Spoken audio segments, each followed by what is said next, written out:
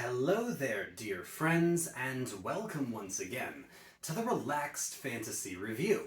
Today, we're going to be talking about Warlock magic. Not their pact magic, mind you, but their higher level spells. We're going to be going all the way into their Mystic Arcanums and talking about their 8th level spell. The spell, which I say singular, because once you choose your Mystic Arcanum, you can only cast it once per long rest. No recharging on a short rest, no upcasting, nothing.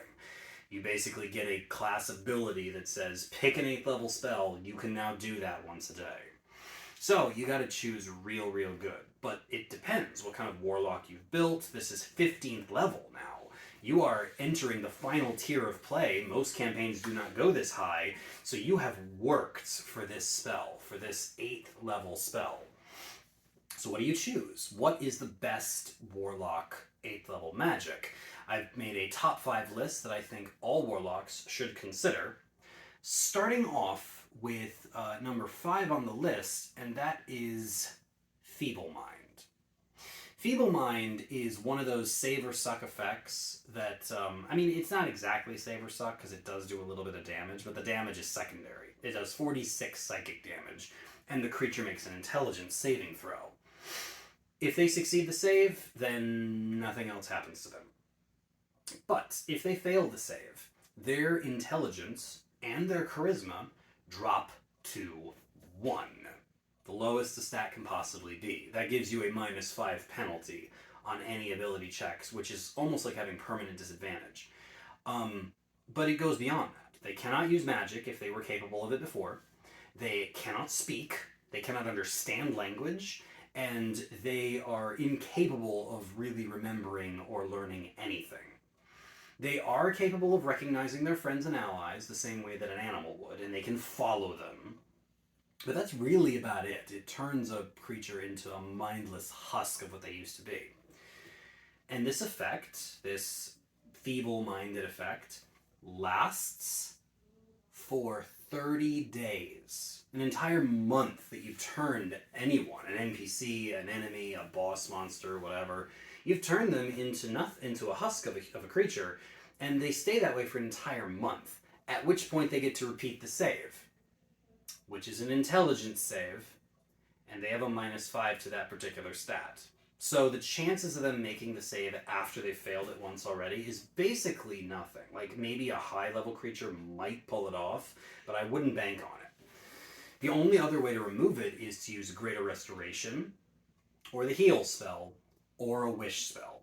That's it. That is how you get rid of the feeble-minded condition, or it lasts forever until you succeed that save. And some creatures just don't have the intelligence, or they're not proficient in it or something, so it's just not going to happen for them. It is a one-and-done spell which just ends the whole idea of a creature recovering. But let's say that you're not looking for the one-and-done save or suck effect. Let's say that you want the ultimate utility. Let's say your patron is going to grant you your own little hiding place in the astral realm. Enter the spell Demi Plane. Demi Plane is a very simple spell. You cast a door on a flat surface. That door then takes you to a Demi Plane, a 30 by 30 room, which looks like it's made out of wood or stone.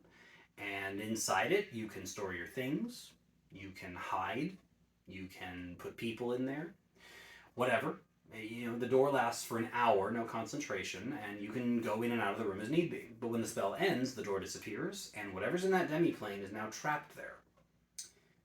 Indefinitely. Basically, if you recast the spell, you can go back to the same demi-plane, but you don't have to. You can turn that place lost in the astral plane forever. But what's cool about Demi Plane is that it's not just for your own room. It also can be used to find other rooms in the astral plane. If you know what's inside in the basic situation of a pocketed Demi Plane, you can go to it instead. If a creature is described a Demi Plane to you, you can go to that Demi Plane. This opens up basically infinite possibilities. The astral plane is effectively infinite, and the amount of demi-planes that can exist in it is also effectively infinite. And so if you can find a description of a demi-plane anywhere, you can go to it with this spell, setting up adventure hooks, finding insane amounts of treasure, or finding long lost hidden things that have been cast adrift in the astral plane for who knows how long. Demi Plane is a wonderful spell, if not for its utility, for its adventure potential. And that's why I give it a spot on this list. So what else? What else can warlocks do? How about maddening darkness? This seems to be like the big brother of Hunger of Hadar. And it just creates a dark area. A massive dark area. 60-foot radius, 120-foot diameter of dark and maddening voices live within this darkness. No spell of 8th level or lower can light up this space. You would need to literally cast a magical spell of 9th level to light up this darkness. Creatures within the darkness have to make a save, otherwise they take psychic damage. I think it's 8d8. And whenever they start their turn there, you concentrate on the spell and it lasts for 10 minutes. So you just turn the battlefield into a horrendously terrible place for creatures to be.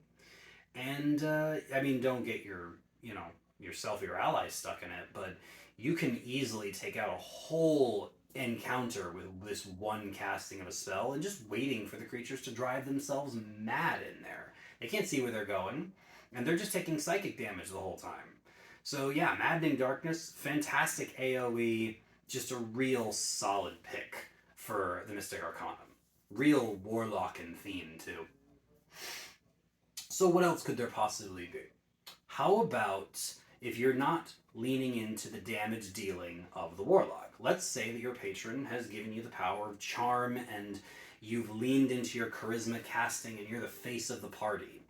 Well, how do you stand up to those amazingly difficult social encounters? Why, the glibness spell, of course. The glibness spell, you cast it on yourself, and for the next hour, concentration free, your charisma checks cannot roll lower than a 15 when you roll the d20. So, assuming you've maxed out your charisma, even if you're not proficient in the charisma checks, that is now a minimum of 20 you can get.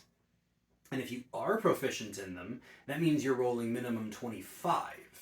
So basically, unless a creature literally cannot be charmed in any way, shape, or form with skill checks, like glibness will charm the uncharmable. It will make any creature that doesn't have a ridiculously high DC or insight fall for whatever it is you're selling. For an hour, too. Also, magic cannot tell that you're lying. If anyone tries to use magic to determine if you're telling the truth, the zone of truth, or whatever, glibness can fool it. It is genuinely the ultimate charisma spell. Great pick for a charisma caster like a warlock who's just trying to really nail that important, that critical encounter late in the campaign. So glibness, real good pick. But number one, you probably know what's coming here.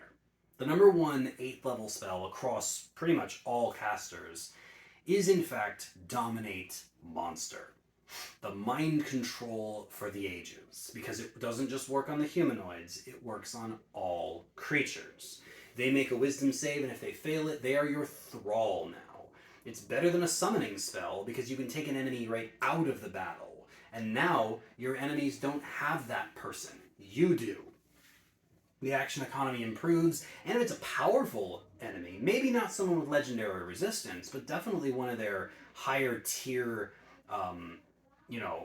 minions, take them for yourself, and for the next hour they are under your control. You give them general orders and they will do them to the best of their ability, or if you really want, you can use your action to take direct control of them, and now you have this creature and can puppet them.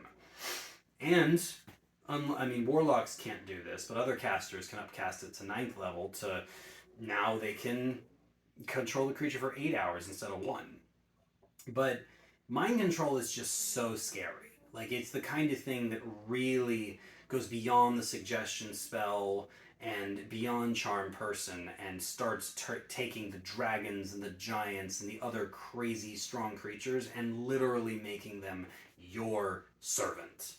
And if there's nothing more powerful than that, Like, that is genuinely the best use for an 8th level spell slot, to just mind control whatever you want. Sure, glibness is great for social, Demi Plane's amazing for utility and adventure, and maddening darkness just does damage, which is often what you need. But dominate monster really can do it all. Utility wise, you can control creatures to do stuff for you. Social wise, dominate monster, you don't need to charm someone if you've got the mind controlled. And damage wise, now you have an extra body on the battlefield. Dominate monster just does it all, but not just with the other people, with anything. So yeah, definitely this is the best list of options depending on how you've built your Warlock. Choose wisely and enjoy that 8th level spell slot. This has been the Relaxed Fantasy Review. If you enjoyed the video, please like and subscribe down below, and keep your eyes peeled for more spellcasting reviews coming down the line soon. Have a good one, my friends.